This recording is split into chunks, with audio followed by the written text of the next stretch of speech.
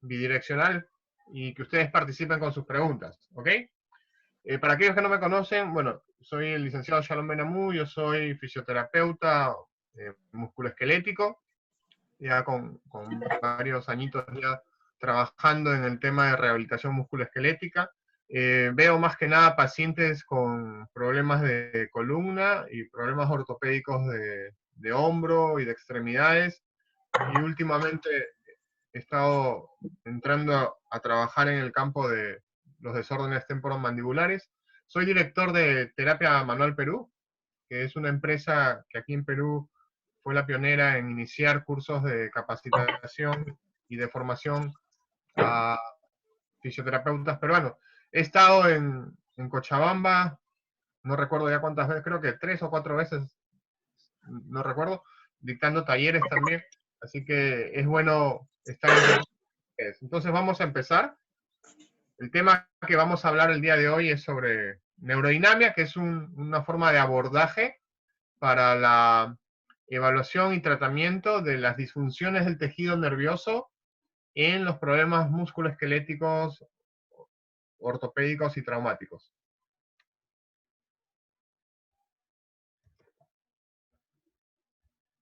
Ok. Muy bien. Para esto vamos a hablar un poquito de historia. Como ustedes saben, desde los inicios de la fisioterapia, uno de los temas recurrentes casi en todas las técnicas y en los sistemas de evaluación ha sido el uso de la tensión, ¿no? Desde Cyriax, por ejemplo. Cyriax fue el precursor en usar el término de tensión diferencial para poder diagnosticar exactamente qué estructura era la causante de los dolores en los pacientes. Entonces, dentro de todos esos enfoques primarios, la tensión siempre ha tenido un papel bastante preponderante.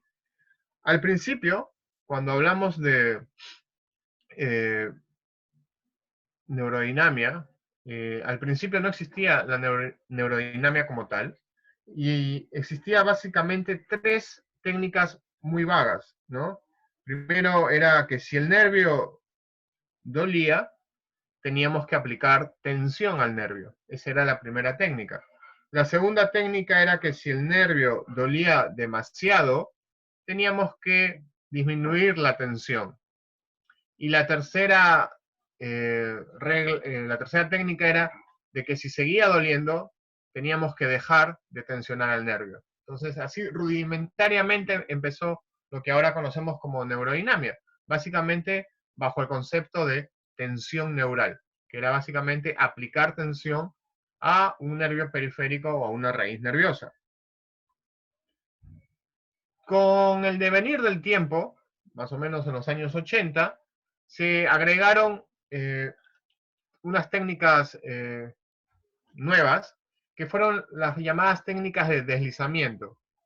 ¿Ok?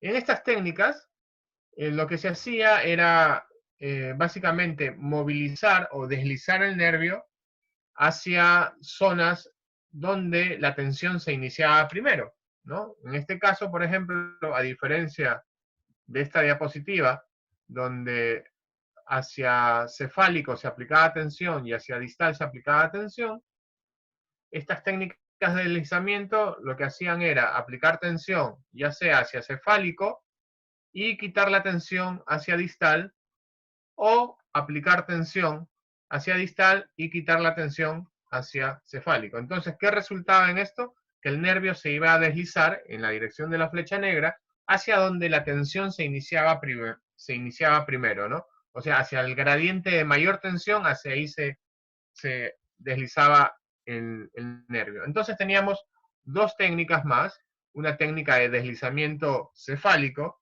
y una técnica de deslizamiento distal o caudal, ¿no? Pero a principios de los 90,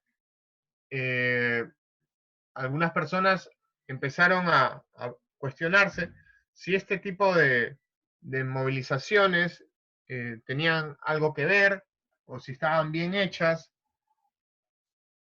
Y si es que era plausible o válido solamente ver el aspecto mecánico de la movilización nerviosa, ¿no? Entonces, mucha gente comenzó a hacer un poco más de investigaciones, entre ellos Michael Shacklock, eh, australiano, que él relaciona mucho el hecho de que el movimiento básicamente iba a tener un efecto en dos aspectos del complejo neural. Básicamente iba a tener un efecto en la mecánica a través de la generación de fuerzas, llámese tensión, deslizamiento o presión nerviosa, y también este movimiento iba a tener un efecto en otro aspecto también, que no se había contemplado hasta anteriormente, que era en la fisiología del tejido neural. Y cuando hablamos de fisiología, pues nos referimos al flujo sanguíneo, ¿no? Porque todo nervio tiene un flujo sanguíneo, a la inflamación y a la sensibilidad que este nervio podía ocasionar. Es así que a partir de los años 90, Michael Shacklock plantea que se debería cambiar, primero, el término que hasta ese momento se conocía como movilización neural, hacia un término que englobara tanto el aspecto mecánico, pero que más allá del aspecto mecánico, englobara también el aspecto fisiológico del tejido neural, ¿no? Y él plantea de que la movilización cubre tanto aspectos mecánicos y fisiológicos y que a esta movilización debería llamarse neurodinamia, ¿no? Que sería un concepto mucho más completo. Entonces, desde este punto, él plantea que fuerzas mecánicas que están actuando sobre el nervio, pueden cambiar la fisiología del mismo. Y al cambiar la fisiología, pueden causar un aumento en la sensibilidad, ¿no? Generando lo que se conoce como cambios patofisiológicos a nivel del tejido neural.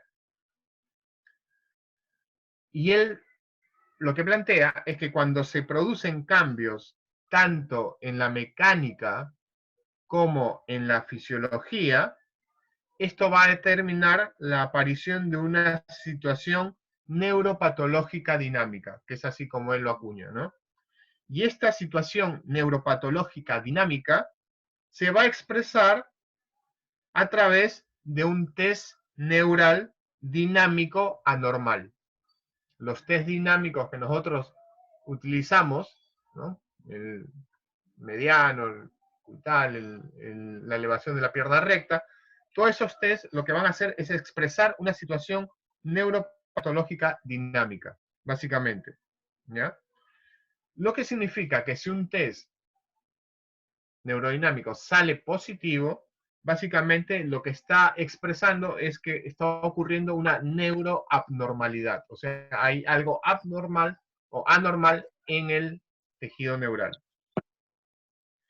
Y otra de las cosas que él plantea es que tanto las técnicas mecánicas, o sea, el movimiento, va a producir cambios patofisiológicos, y estos cambios patofisiológicos van a actuar sobre la parte fisiológica del tejido neural hasta producir o convertirlo en un tejido normal, ¿no? Un tejido que ya no tenga sensibilidad.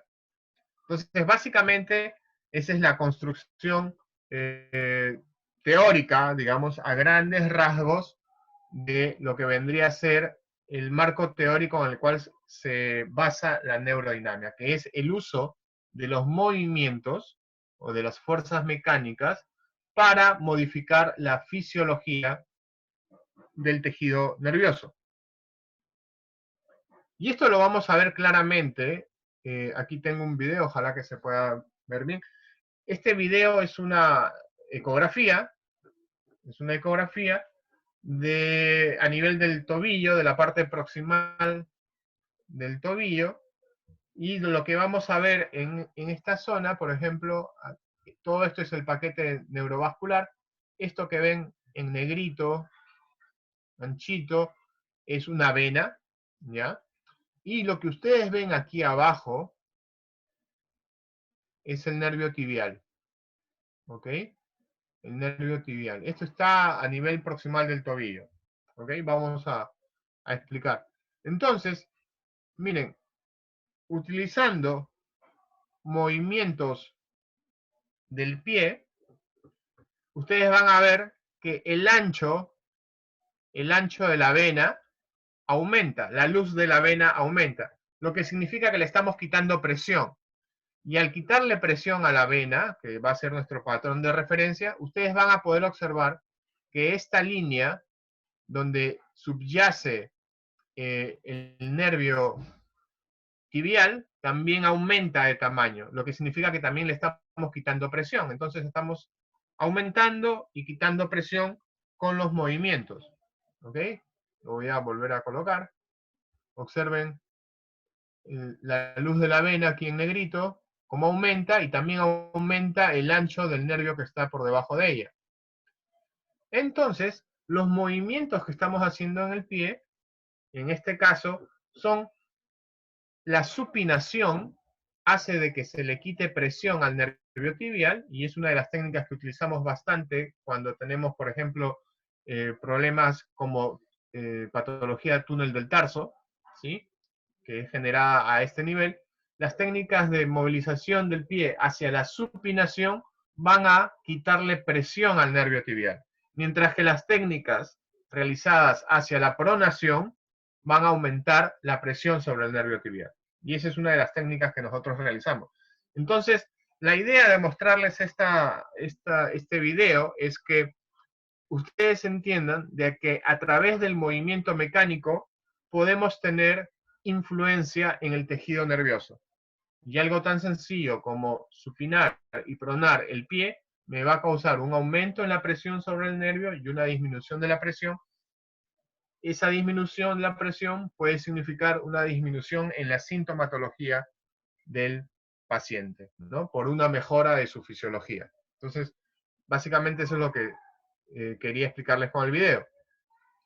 Entonces, el modelo que se plantea en la neurodinamia es la congruencia de dos aspectos o dos sistemas, el sistema musculoesquelético y el sistema neurológico. Entonces, la congruencia o la intersección de estos sistemas es el campo de acción de la neurodinamia, donde a través del abordaje del sistema musculoesquelético podemos provocar cambios a nivel neurológico, ¿no? A nivel de la fisiología neurológica, y esos cambios se van a traducir en una mejora sintomática del paciente, ¿ok? Entonces, esto a grandes rasgos es el marco teórico en el cual se basa esta técnica de la neurodinamia. Vamos a hablar de algunas características de la neurodinamia, y una de ellas es la especificidad, ¿ok? Las técnicas neurodinámicas son específicas, es decir, podemos abordar simplemente y con toda confianza la parte nerviosa, separando el movimiento del movimiento mecánico o del sistema musculoesquelético. ¿Ya? Entonces, para eso vamos a ver este video, que es una ecografía realizada a nivel de la muñeca, a nivel del carpo. Ustedes van a observar aquí, miren, aquí estas rugosidades un poquito oscuras corresponden a los huesos del carpo. ¿Ok? Esto que ven aquí son los tendones de los flexores de los dedos. Y esto que ven en negrito aquí arriba, esta línea negrita, corresponde al nervio mediano. ¿Ya? Entonces lo que vamos a observar es qué ocurre cuando hacemos una movilización de los dedos a esta manera, ¿ya? Como tecleando. Vamos a ver qué ocurre con el tendón y qué ocurre con el nervio.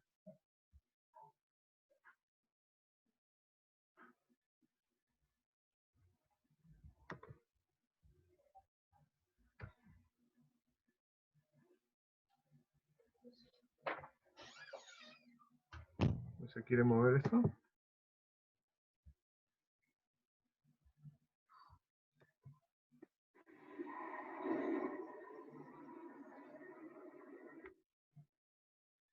¿Ok? Entonces miren, acá estamos haciendo este movimiento y podemos observar que los tendones tienen bastante movimiento, se deslizan bastante, y hay un poco de movimiento a nivel del nervio mediano, ¿sí? Pero más se movilizan los tendones. ¿Ok? Entonces, ahora lo que vamos a hacer es fijar el sistema musculoesquelético, haciendo de que los dedos ya no se muevan, y hacer una movilización proximal del nervio mediano, y vamos a observar, aquí está, ya los tendones no se movilizan porque la mano se ha quedado fija, y lo que se está haciendo es una movilización más proximal del nervio mediano, y vean la especificidad cómo esta técnica de movilización hace que solamente el nervio mediano se mueva en comparación con los tendones. Y ahora lo que estamos haciendo es moviendo tanto los dedos como una movilización proximal del nervio, y podemos observar que ambas estructuras se deslizan en direcciones opuestas. ¿Ok? Entonces, a través de este video, lo que quiero mostrarles es que las técnicas neurodinámicas son específicas. ¿Ok? ¿Todo bien hasta acá? ¿Alguna pregunta? Voy a chequear el... ¿Alguien quiere preguntar algo? ¿Todo perfecto? Ok. No tengo idea cómo es el chat acá, pero...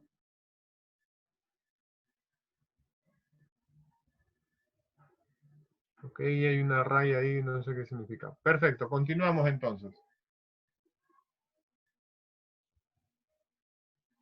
Otro aspecto importante a tener en cuenta en la neurodinámica es el concepto de convergencia neurodinámica. ¿Qué significa esto? Significa que eh, en los lugares donde el nervio o el tejido nervioso está cerca a una articulación, y esta articulación se moviliza, las fuerzas de tensión van a cambiar en los lugares que están cerca de la articulación, haciendo de que se crea tensión que va a converger hacia la articulación. Por ejemplo, tenemos aquí, digamos, una pierna, ¿ok? Y podemos observar que esta es la articulación, digamos, de la rodilla, y si la sometemos a una tensión, la dirección de la tensión va a ser en esta dirección. Pero si flexionamos la rodilla, va a haber tensión, va a haber tensión que se va a dirigir hacia el lugar del movimiento articular. ¿Ya? ¿Y por qué es importante esto? Esto es una regla universal para todas las técnicas de movilización. Va a ser importante porque, miren, en una situación de tensión, toda la tensión se dirige hacia distal, pero en este caso, al hacer una flexión de codo, la tensión se va a dirigir hacia la articulación que se está movilizando. ¿Ok? Entonces, esto nos da la posibilidad de poder hacer diferentes movimientos o diferentes técnicas o tener diferentes efectos de tensión de acuerdo a los movimientos articulares que nosotros vamos a realizar. ¿Sí? No sé si se entiende esto. Por ejemplo, aquí, al hacer este tipo de movimiento, básicamente toda la atención se va a dirigir hacia distal, pero si hacemos el mismo movimiento flexionando el codo, la tensión cambia y se va a concentrar o va a converger más hacia la articulación del codo, lo que nos da nuevas oportunidades de realizar técnicas. Es por eso que cuando hacemos nosotros un test como el test del mediano, ¿sí? Tiene diferentes componentes en los cuales vamos a nosotros ir viendo en cuál de los componentes va a aparecer la sintomatología. Y de acuerdo al lugar o el componente donde aparece la sintomatología, es el componente donde vamos a empezar a hacer la movilización. No sé si se llega a comprender. ¿Ok? Otra de las cosas importantes de la neurodinamia es la utilización de técnicas de deslizamiento. Como ya habíamos visto al inicio, las técnicas de deslizamiento básicamente es cuando el nervio se va a movilizar hacia una gradiente donde hay más tensión, ¿no? Esta es una posición bastante común en las técnicas de neurodinamia, que es la posición del slam test. ¿Sí? En esta posición ustedes pueden observar la flecha negra, indica la dirección hacia cuál se está movilizando el tejido nervioso de la columna vertebral, porque es la dirección de la tensión, ¿no? Es hacia donde se dirige la gradiente de tensión. Si esta posición la cambiamos extendiendo la cabeza y a la vez extendiendo la rodilla, lo que vamos a lograr es un cambio en la gradiente de la tensión y por ende vamos a tener un cambio en el deslizamiento del nervio, ¿no? En el caso de la figura A tenemos un deslizamiento hacia cefálico y en el caso de la figura B tenemos un deslizamiento hacia caudal, ¿ok? Y esto es importante porque también nos da opciones de movimiento en el paciente, ¿ya? Y eso lo voy a mencionar un poquito más adelante. El otro tipo de técnicas que tenemos en la neurodinamia son las técnicas de tensión, que en inglés se les llama tensioners, ¿ok? En este caso, por ejemplo, no hay un deslizamiento, sino hay tensión en todo el tejido neural. Hay tensión hacia cefálico y aquí hay tensión hacia distal. Entonces, en este caso, no hay un deslizamiento, sino lo que hay es una tensión. ¿Ok? ¿Se entiende? ¿Ya? Y esos son los dos principales tipos de movilizaciones que nosotros vamos a utilizar en nuestro accionar terapéutico a través de la neurodinamia. ¿Y por qué es importante mencionar este tipo de técnicas? Porque, como les dije, vamos a movilizar el sistema musculoesquelético para tener un efecto fisiológico en la parte neurológica o neural, ¿sí? Entonces vamos a aplicar cargas a el tejido neural y estas cargas las vamos a dosificar. ¿Y de acuerdo a qué la vamos a dosificar? Las vamos a dosificar de acuerdo a la presentación sintomática del paciente. Entonces, no vamos a hacer las técnicas igual para todos los pacientes. No, las técnicas se tienen que hacer o realizar de acuerdo a la presentación sintomática, ¿no? Entonces, si yo, por ejemplo, tengo un paciente que está con mucho dolor, por ejemplo, tiene un dolor a nivel del hombro, que yo ya sé que es de origen neuropático y es un dolor que lo está molestando sobre todo en las noches, o sea que está en un estadio bastante agudo, por lo general, en ese tipo de pacientes lo que vamos a hacer es aplicar un porcentaje muy bajo de carga y básicamente vamos a tener medidas de protección de esa articulación o de esa zona, ¿no? O medidas de descarga, si quieren llamarlo por ustedes así. Entonces, por ejemplo, en un dolor neuropático de hombro, se opta por hacer una elevación de hombro, ¿no? Y eso es una medida de protección. Se puede colocar un tape o algún elemento ortopédico que mantenga el hombro en elevación y eso descarga mucho el tejido neural a nivel de la zona escapulohumeral. Conforme van mejorando la sintomatología y ya no está tan agudo, lo siguiente que hacemos es aplicar las técnicas sliders o las técnicas de deslizamiento, ¿sí? Que las podemos, que dan muy buenos resultados en una etapa entre aguda y subaguda. Entonces ahí el nivel de carga es medio. Conforme va mejorando la presentación sintomática del paciente, vamos a aplicar las técnicas de tensión, ¿sí? Y entonces lo que yo quiero que ustedes observen es que estamos aplicando o estamos enfocándonos en un primer momento más en la fisiología y poco a poco vamos a ir llevando nuestras técnicas hacia un abordaje más hacia la mecánica, ¿ok? ¿Sí? No podríamos empezar con un paciente con sintomatología alta, dolor nocturno a nivel de la zona escápula humeral con técnicas de tensión. Sería imposible, el paciente empeoraría y, bueno, perderíamos un paciente. Entonces, en un primer momento, la técnica es muy importante. Entonces, la selección de técnicas a través de la neurodinamia es muy importante. ¿Ok? Eso es algo que quiero que tengan muy en cuenta. Ahora voy a hablar un poquito sobre los aspectos diagnósticos, un poquito de la neurodinamia. Básicamente tenemos una clasificación de las disfunciones que las podemos clasificar en dos, en disfunciones de apertura y en disfunciones de cierre. Y esto lo voy a hacer más claro con el ejemplo clásico de la flexión lumbar y la extensión lumbar, ¿no?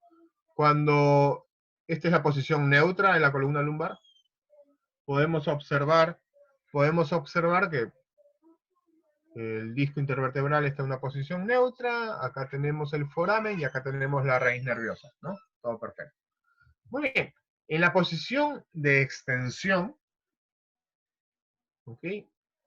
Va a haber una disminución del área del foramen y por ende va a haber un aumento en la presión a nivel de la raíz lumbar, ¿no? Todos sabemos eso claramente. Mientras que en una flexión lumbar va a haber un aumento en el área del foramen y por ende una disminución de la presión a nivel de la raíz nerviosa. Vamos a imaginar que tenemos un paciente que está presentando lo que normalmente conocemos como ciatalgia, ¿sí? Y que esta ciatalgia está siendo ocasionada por una protrusión de un disco lumbar, ¿no? Entonces, digamos, esta protrusión se está desplazando hacia posterolateral y por ende está de alguna manera ejerciendo una presión mecánica, una fuerza mecánica sobre la raíz nerviosa de ese foramen. ¿Ok? A esto es algo que se le conoce como una disfunción de cierre reducido, ¿ok? Donde vamos a tener básicamente, vamos a tener una protrusión discal que está causando por al ejercer una fuerza mecánica sobre la raíz, está causando una reducción del flujo sanguíneo a nivel de la raíz nerviosa. Las raíces nerviosas tienen una irrigación propia, ¿ya? Y básicamente todos los déficits que ocurren a nivel de la raíz ocurren por un mecanismo de hipoxia. Al disminuir el flujo sanguíneo, disminuye la concentración de oxígeno en la raíz nerviosa. Esta concentración de oxígeno disminuida causa lo que se conoce como hipoxia. Y esta hipoxia lo que va a causar es un proceso inflamatorio que va a activar receptores nerviosos que tiene la raíz nerviosa. O sea, la raíz nerviosa tiene inervación también. ¿Ok? Y esta inervación que es bastante nociceptiva, se activa en presencia de hipoxia. Entonces, un fenómeno mecánico, como una compresión por una protrusión discal, va a producir una reducción en el flujo sanguíneo. Esta reducción va a causar hipoxia, y esta hipoxia va a activar los mecanismos nociceptivos propios de la raíz nerviosa, y esto va a ocasionar la sintomatología en el paciente, ¿no? Entonces, vamos a estar frente a la necesidad de mejorar esa función, esa fisiología de la raíz nerviosa, ¿ok? Entonces, lo que hacemos, básicamente, en un principio, son técnicas de protección, ¿sí? Técnicas de protección. Tenemos una disfunción en cierre, y como es lógico, lo que vamos a buscar es aperturar ese foramen, y por lo general lo que hacemos es colocar al paciente en posiciones estáticas de apertura, como puede ser esta, inicialmente, y conforme mejora la sintomatología, podemos hacer una combinación de movimientos. En este caso estábamos iniciando con una flexión lumbar, y aquí a la flexión lumbar le vamos a agregar una inclinación, ¿no? Lo cual hace que aumente un poco las fuerzas sobre el foramen, sobre todo el área de apertura del foramen, y esas vendrían a ser unas técnicas básicamente de protección al inicio. Y una vez cuando ya la sintomatología está mejor, ¿no? Vamos a ir directamente hacia las técnicas que están dirigidas hacia propiamente al aparato musculoesquelético. En este caso, por ejemplo, podríamos realizar esta técnica, que es una técnica de apertura de los forámenes lumbares, ¿sí? Y lo que hacemos básicamente es una movilización, ¿no? Estamos movilizando el sistema musculoesquelético. A esta técnica podemos progresar de esta técnica a una técnica con mayor apertura, donde a la suma de la flexión lumbar que me abre el foramen le podemos añadir un poquito de inclinación, o inclusive, ya cuando la sintomatología mejora, a la apertura le vamos a agregar una tensión que la logramos extendiendo la pierna, ¿no? Entonces estamos combinando más técnicas, ¿no? Técnicas de deslizamiento con técnicas de apertura, con técnicas de tensión, ¿ya? Entonces esto más o menos es la progresión, ¿ya? Y esto tiene su implicancia y tiene su respaldo científico. Hay un artículo bastante interesante por INUSA del año 96, que lo que hizo fue en una población de 246 personas que tenían síntomas radiculopáticos, ¿ok? Lo que hizo fue medir la presión a nivel del foramen, y esta presión estaba determinada en milímetros de mercurio. Y él lo que encontró es que en las posiciones normales de extensión o de cierre, la presión dentro de la raíz nerviosa lumbar era en promedio 33 milímetros de mercurio. Mientras que en una posición neutral, ¿no? Una posición neutral de la columna lumbar, la presión era en promedio 21 milímetros de mercurio. Y en la posición de apertura, es decir, en la posición de flexión lumbar, la presión disminuía hasta 15 milímetros de mercurio. ¿Ok? Entonces, él en este estudio demuestra que con los cambios en la posición de la columna lumbar podemos aperturar mucho más el área del foramen, y al haber mayor área del foramen va a disminuir la presión sobre la raíz nerviosa, y esto va a mejorar mucho más la fisiología de la raíz nerviosa, y esto es lo que va a causar la mejora sintomática del paciente. Cabe señalar de que estos 15 milímetros de mercurio se obtuvieron en una posición normal de flexión lumbar, ¿no? O sea, una flexión lumbar intermedia, si queremos decirlo. Cuando nosotros hacemos las técnicas de apertura, la flexión lumbar es casi máxima, lo que significa que logramos disminuir mucho más de 15 milímetros de mercurio, ¿ok? Pero siempre va a haber presión, o sea, nunca vamos a llegar a cero, pero podemos disminuir más de los 15 milímetros de mercurio que INUSA obtuvo en este resultado.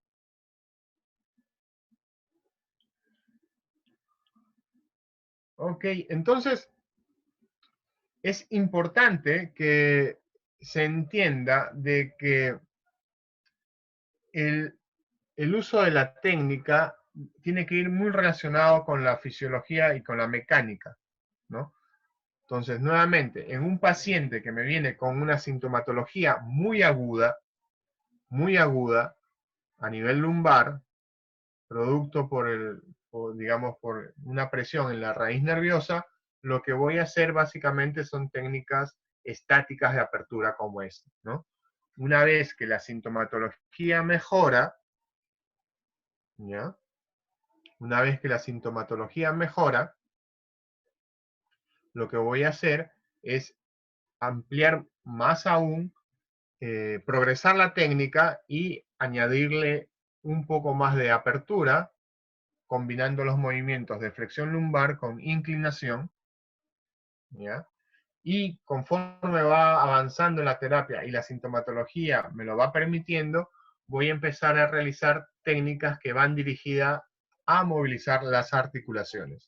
Y estas técnicas también van a ir progresando al combinarse con otros movimientos e inclusive con cierto grado de tensión neural también.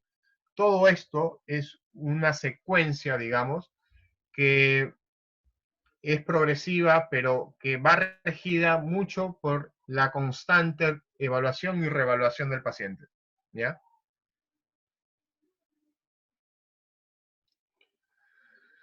Entonces, tenemos un sistema de progresión de las técnicas neurodinámicas que siempre, acuérdense, siempre vamos a ir de lo fisiopatológico, ¿ya? Es decir, de lo sintomático. Nuestro primer objetivo es tratar lo fisiopatológico y progresar hacia lo patomecánico, hacia la mecánica propiamente. Y esto es progresivo. Acuérdense de la flechita. Es progresivo.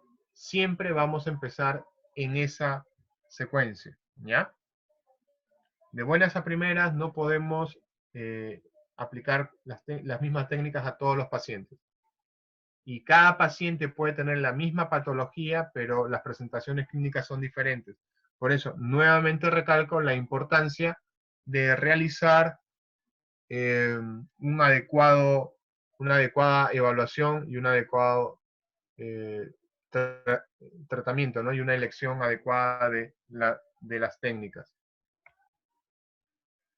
¿Cuáles son las indicaciones de la neurodinamia? Pues la neurodinamia la podemos aplicar en casos de fibrosis, por ejemplo. Es bastante conocido en pacientes que han sido intervenidos en columna vertebral por digamos, una disectomía o una laminectomía.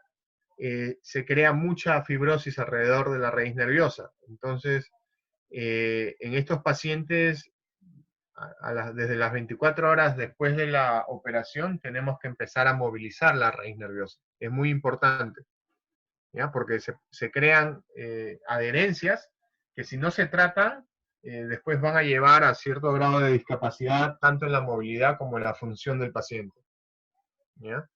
En los casos de radiculopatías, ya sean por, digamos, por hernias o por protrusiones, es de mucha importancia, tanto a nivel del, digamos, cuadrante superior como inferior. En el caso de parestesias, ¿no?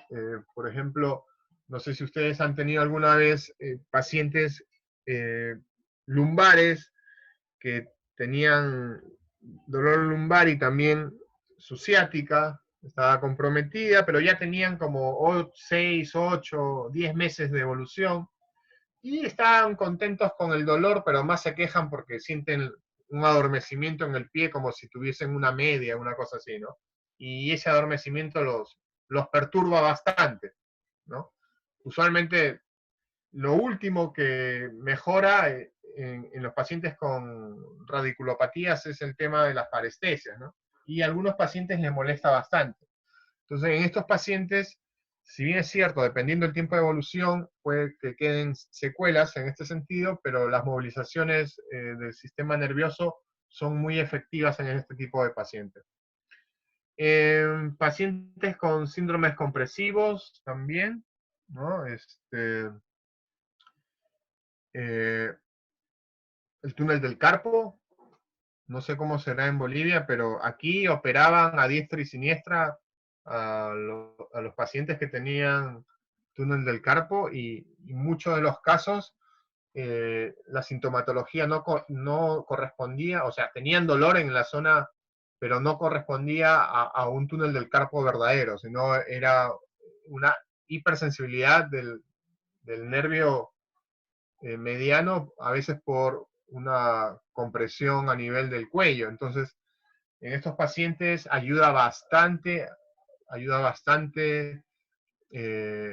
las movilizaciones neurodinámicas, y ahí podemos separar a los pacientes que son verdaderamente tienen un túnel del carpo de los pacientes que tienen dolor en la muñeca por un síndrome compresivo neural. Las neuralgias periféricas también es muy importante, en las neuralgias periféricas, en los síndromes periféricos, ¿no? Ayuda mucho también.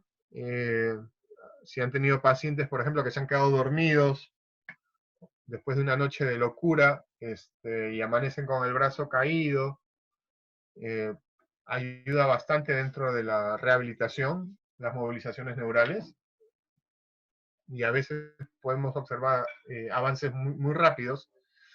En el dolor lumbociático, pues ni qué mencionarlo, ¿no? Eh, es muy importante.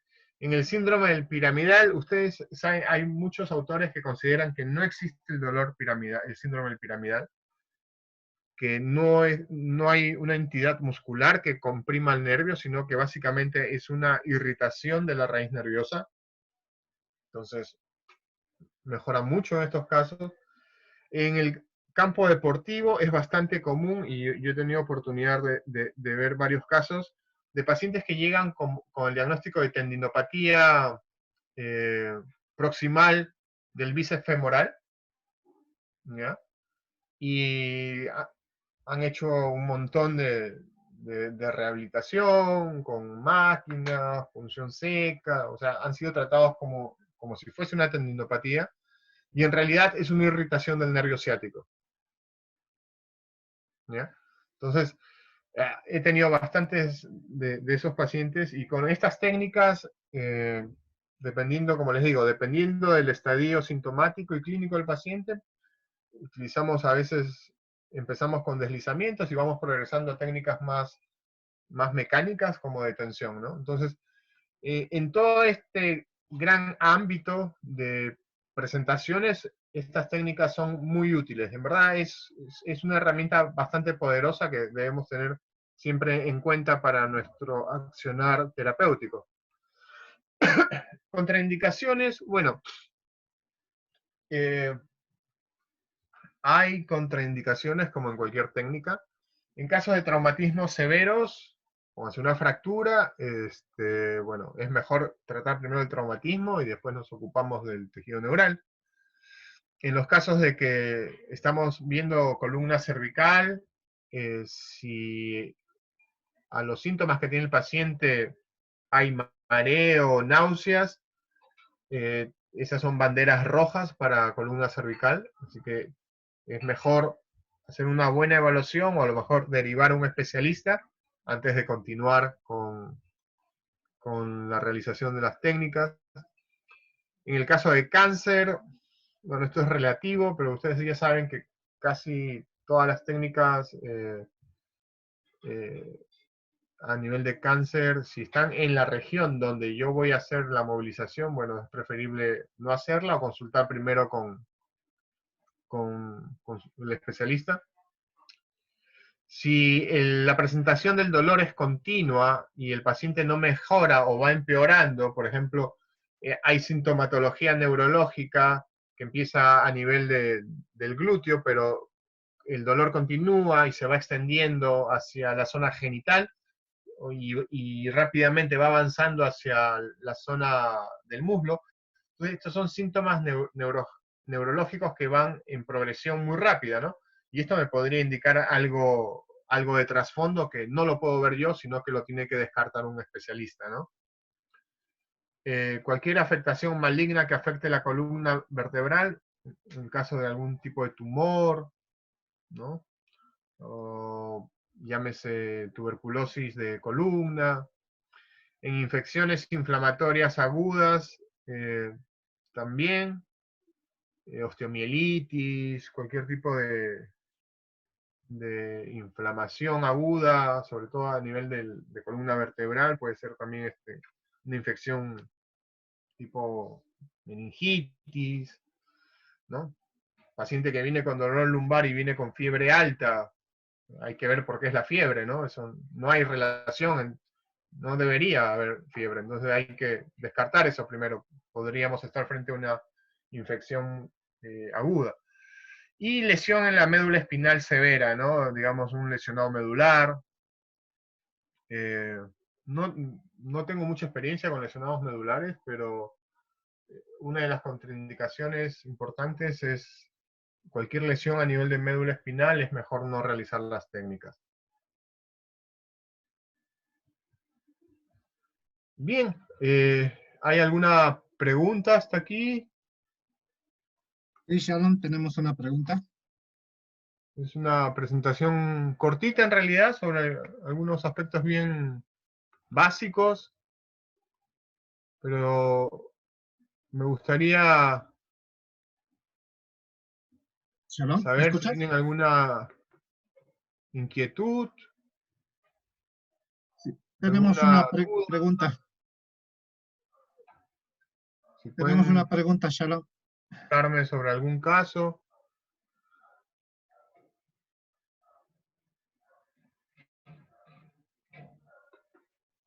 Aquí tenemos una pregunta. ¿Me escuchas? Dice principios de las fuerzas centrípetas y centrífugas. Algo que ¿Estás habías ahí, mencionado. Deri? Sí, perdón. Shalom, ¿me escuchas? Hola, Deri, Shalom. Hola, hola, Shalom.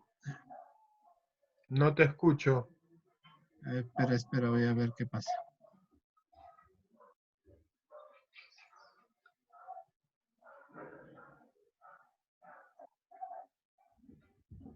Ahora, Principio de Shalom. fuerzas centrípetas. Acá hay algunas preguntas. Dice, principio Sí, de fuerzas centrípedas y centrífugas. Bueno, en lo que se refiere a fuerzas centrípedas y centrífugas, es básicamente a lo que nos referimos a la gradiente de tensión, ¿no? Si la tensión se realiza en dirección cefálica, por ejemplo, vamos a tener un deslizamiento siempre hacia la gradiente de mayor tensión.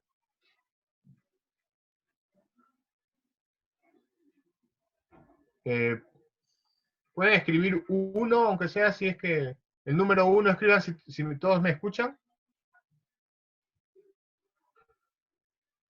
No sé por qué no los escucho. Perfecto, ok, listo. ¿Alguna otra pregunta, chicos?